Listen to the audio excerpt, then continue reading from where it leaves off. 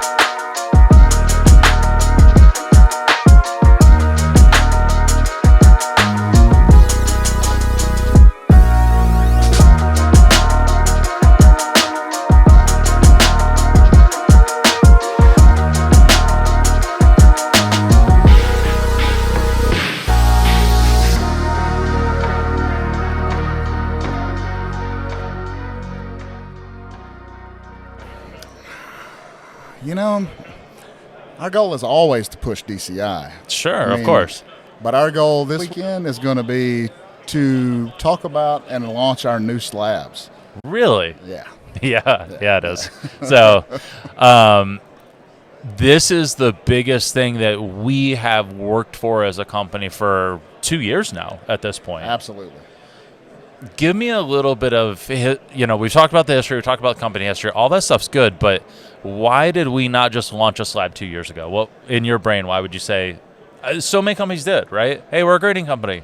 Why did DCI not go that route? So one, you needed to build a brand first. You needed to have a reputation in the grading space and not just, everybody thinks they're a grader. Sure. They think, that they can look at a card and tell you exactly what to grade, and that they feel like they are a grader. So all these pop-up grading companies that have come about never built the reputation that DCI did.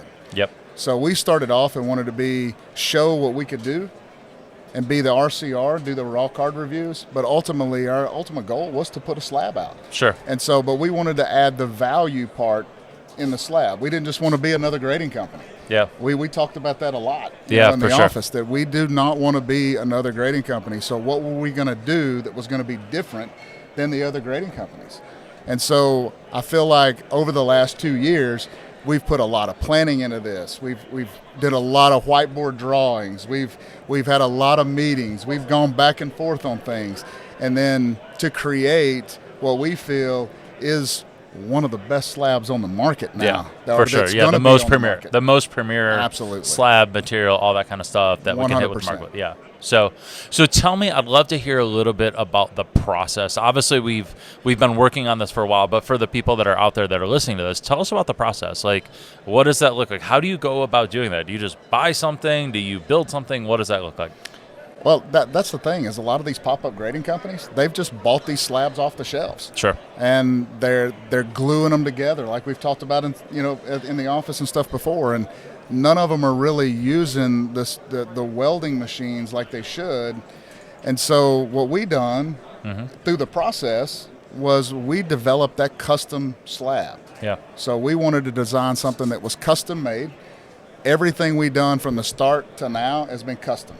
Correct. So the slab, the design, the machines, everything we do is a custom-made product. Yep. There is nothing that's off the shelf. You can't get on Amazon and order our slab, but a lot of these other slabs that you see out on the market are that way. Sure. Yeah, that makes sense. So let's talk about, when we create a custom slab, I mean, that was processed from day one of design, features, what we wanted it to look like, materials, stuff like that. So tell us, so one of the special features, obviously, that we're going to use is material. So talk a little bit about material and why we chose what we chose. So we decided to go with the polycarbonate. Okay. Just due to the clarity of that particular plastic.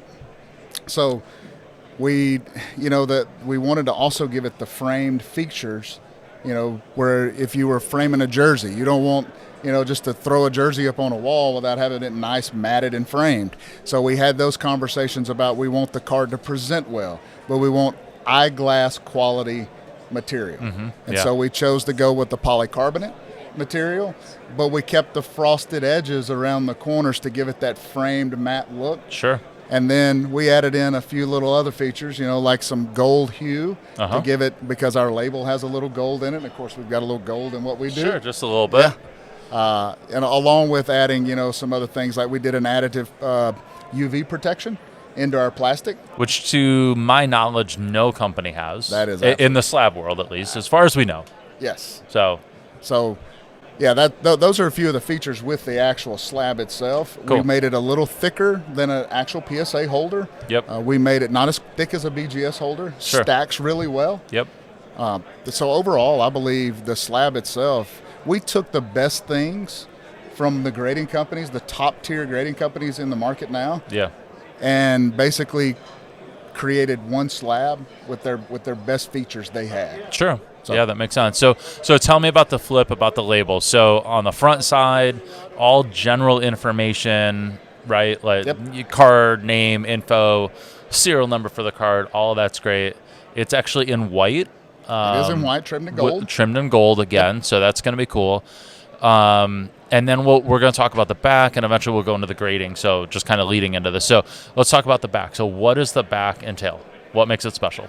So the back, we use the black finish. Okay. Like black and gold. We used our gold logos. Sure. And then we have 2 QR codes that are on the back of that particular label. One is going to be the pop report that you'll be able to scan. This is the added feature when we talked about adding value to the market that we wanted to do. Yep. And so the second QR code that we added to the back is going to be a video review of the card in-house after it's been reviewed and graded.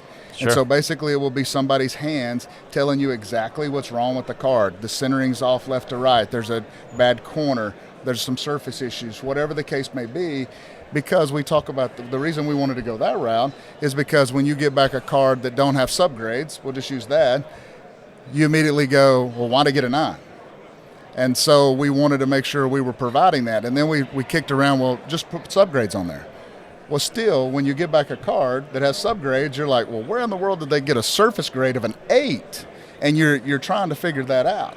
Makes sense. We wanted to be full transparency on our slab and actually tell you exactly what's wrong with the card in a video. And so you'll be able to scan those from the computer, whether they're on eBay for sale or in an auction house or in a show. You can scan and it tells you exactly what's wrong with the card. Very cool. Yeah, I think that's going to be a phenomenal feature that has been needed for a while, right? I mean, I know, I've previous to DCI, I've used other companies too, and walked into that and said, well, why did this get a 9? Why did it get a 7? Why did that, So I'll do that all the time. Yeah. So I think that's a phenomenal feature that is really going to project forward where that transparency should look at, where people should be able to know what's happening with their cards. So I love that. And I love that it's not affixed to your individual account. So I can go walk a show floor, pick up a DCI card, scan that on the back, and wonder, and find out exactly in the moment why. Yep. It's not like it's locked to some customer account that they're the only ones with that privy information. So that's really cool. So,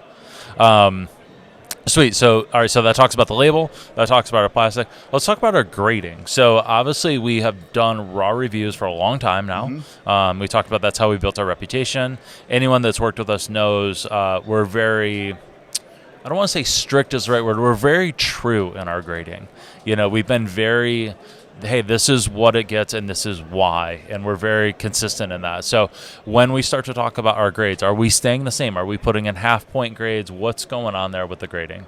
We are not using half-point grades.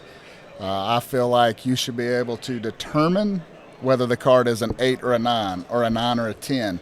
I just feel like half-point grades or a easy cop out Sure. for you to be able to say, you know what, I'm not so sure. And since that card is a Michael Jordan 86-87 Fleer, we're going to throw a 8 subgrade on there, so the best it gets is an 8.5. Sure. And so as a grader, you should have the training and the knowledge to be able to look at a card and give it an accurate grade, whether that's an 8 or a 9 or a 9 or a 10. Mm-hmm.